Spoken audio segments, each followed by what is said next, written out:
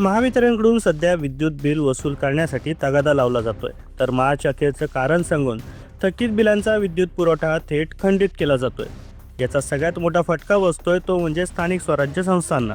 स्थानिक पातळीवरती काम करणाऱ्या ग्रामपंचायती यांची बिल वसुली थकीत येणं बाकी, यामुळे अनेकदा वीज बिल भरण्यास उशीर होतो. त्यामुळे वीज खंडित झाल्यास त्याचा थेट परिणाम गावच्या पाणी पुरवठ्यावर होतो. असाच फटका बसलाय तो म्हणजे कोल्हारे ग्रामपंचायत हद्दीतील नागरिकांना.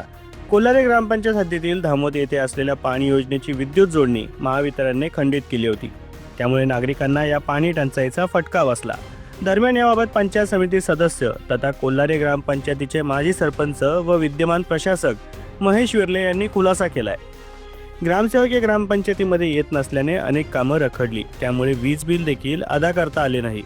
त्यामुळेच ही परिस्थिती उद्भवली असल्याचं त्यांनी स्पष्ट केलंय. यासोबतच नागरिकांना झालेल्या गैरसोयीबद्दल त्यांनी दिलगिरी देखील व्यक्त केली आहे.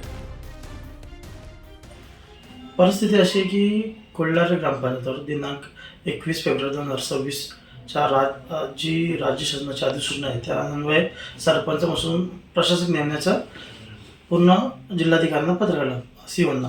त्या अनुषंगाने जे आपले मुख्य कार्यकारी अधिकारी आहेत मॅडम नेहा भोसले, त्यांनी 23/2/2026 रोजी पूर्ण सर्व पंचायत समिती व ग्रामपंचायतींना पत्र दिलं की सरपंच हा प्रशासक असेल.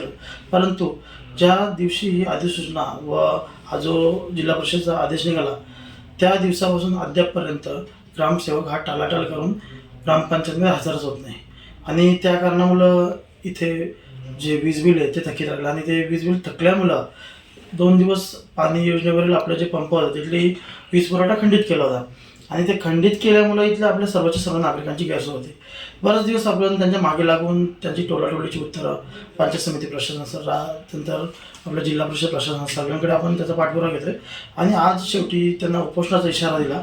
आणि पहिले ते आपले जे पाणी पुरवठ्याचं जे बिल होतं ते बिल करता चेक साईन करून घेतले आणि माझी चेक साईन करून ते आज अदा केले व ते जोडून आजपासून पाणी योजना सुरळीत चालू झाले.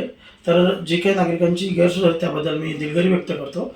परंतु तुमच्या सरपंच व तुम्ही निवडून दिलेला जिल्हा पंचायत समिती सदस्य म्हणून माझी याच्यामध्ये काही चूक नाही आहे.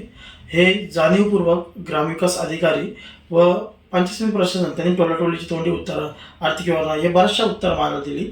आणि त्या उत्तरांखातीर आत्तापर्यंत हे कुठेतरी प्रलंबित होतं. परंतु आज ते मार्गी लागले आणि याच्यापुढे सर्व जी कामं आहेत ती एकदम व्यवस्थित आणि नियमित होतील. जी पुन्हा एकदा जी काही गैरसोय झाली त्याबद्दल मी दिलगिरी व्यक्त करतो.